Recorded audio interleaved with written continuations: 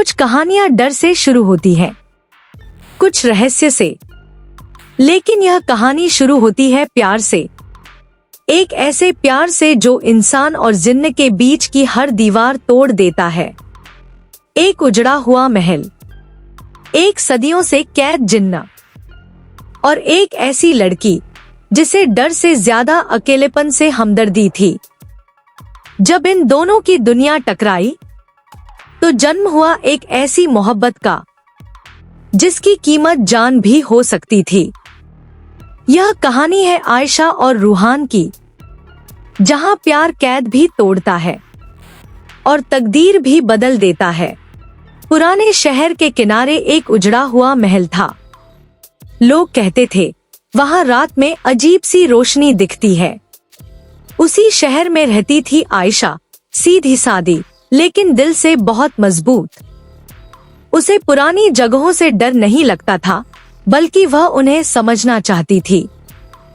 एक रात चांदनी बहुत तेज थी। आयशा महल के पास से गुजर रही थी कि अचानक उसे किसी के रोने की आवाज सुनाई दी। आवाज में दर्द था, अकेलापन था। वह डरते डरते अंदर गई। महल के बीचों बीच एक टूटा हुआ कुआं था। उसी कुएं से नीली रोशनी निकल रही थी। कौन है? आयशा ने कांपती आवाज में पूछा। तभी धुएं से एक परछाई निकली, एक जिन्न। उसकी आंखों में सदियों का दर्द था। डरो मत, जिन्न बोला। मेरा नाम रूहान है। मैं इस कुएं में 300 साल से कैद हूं। आयशा भाग सकती थी, लेकिन वह रुकी। क्यों कैद हो? उसने पूछा।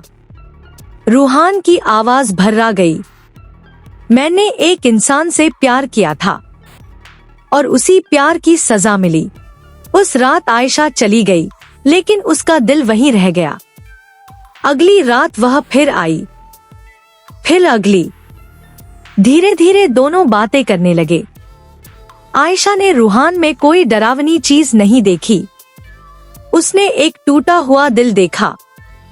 रूहान को आयशा की हंसी पसंद थी और आयशा को रूहान की खामोशी।